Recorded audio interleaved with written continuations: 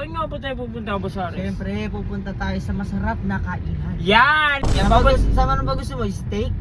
Kinakabahan pa siya ngayon, hindi na. Hindi, mas kinakabahan ako sa binabalak mo kay Felicity. Maraming salamat kay Boss Ares dahil lilibre niya ako at nakatikim ako ng sobrang sarap na pagkain. So, what's up guys? Sobrang init ang panahon kaya naka-shades ako para magmukha tayong mayaman. Kasama ko nga pala ngayon si Boss Ares. Hello. At siya na din yung driver natin kasi guys, sobrang galing niya na mag-drive. Yan. Papunta kami ngayon. Ay, saan nga ba tayo pupunta, Boss Ares? Siyempre, pupunta tayo sa masarap na kainan. Yan, lilibre niya daw ako guys kasi binigla niya ako. Tingnan mo, bis ko. Naka-jersey lang ako tapos siya pormadong. Tapos ako, ano lang, ganito lang, naka-jersey lang. Wala naman kasi yan sa panlabas sa suot. Ang importante, makakain tayo masarap. Tama, yan.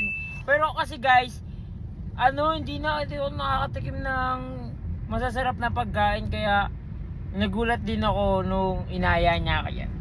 Yan, Sama ba gusto mo? Steak o stick? Steak. Ano ka? Ayoko ng steak.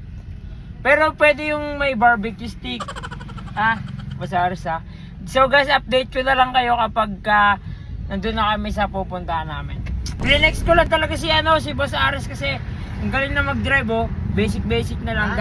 Nung mga nakaraan, nung mga nakaraan guys, kinakabahan pa siya ngayon, hindi na. Hindi, mas kinakabahan ako sa binabalak mo kay Felicity. Ano ba yun? Uy, wala, hindi yun. Ano ba yun? Gusto mo ba talaga si Felicity? Oo naman. Pero ano na yun, wag muna yun. Usap-usap lang kasi, wag natin masyado madali. So what's up guys, nandito na kami sa pupuntahan namin at tignan nyo kung nasan kami. Akala mo ba sa tayo pupunta? Akala ko sa mamahaling restaurant. Mamahalin, ayun o. Mahal. Mahal yan. Kasi I want you to my Oo nga. Akala ko talaga Boss Ares pero masarap pa rin naman siomay eh no? Paborito nga namin ni AJ ito eh. Kaya nga. So yun guys, akala ko din talaga akala ko sa mamahaling restaurant, akala ko makatikim na ako ng steak pala mamaya. Hindi, hindi ko naman sinabi kung steak o stick. Ako sinabi ko, steak. Steak pala, akala ko steak. Steak ng siomay. Japanese gusto mo? Ano?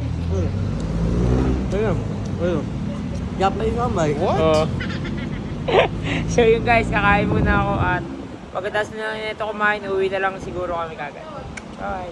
So guys, pauwi na kami at maraming salamat kay Boss Ares dahil lilibre niya ako at nakatikim ako ng sobrang sarap na pagkain talaga.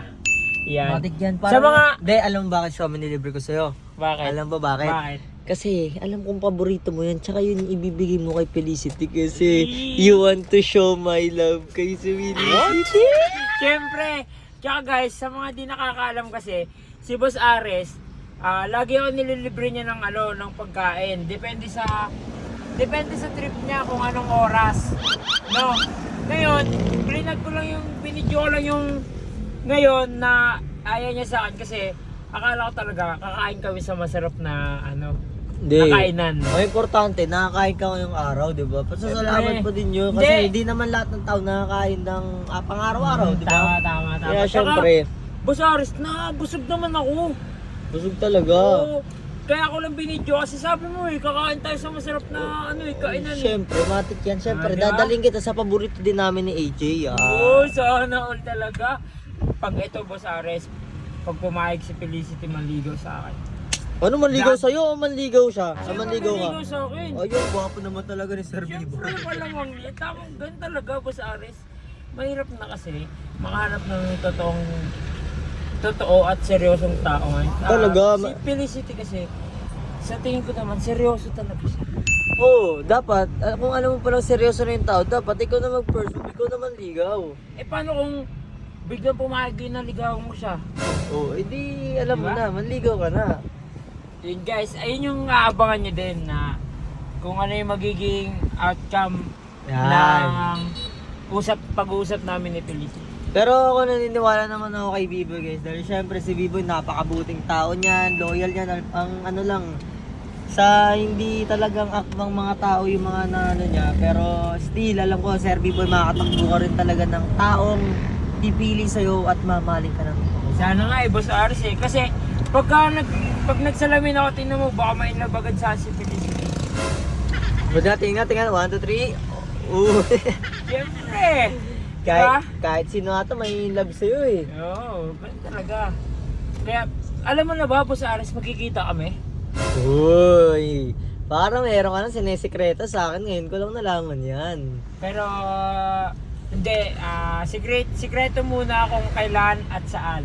Yan, abangan nyo yan guys, kaya kita-kits na lang sa susunod. Paalam!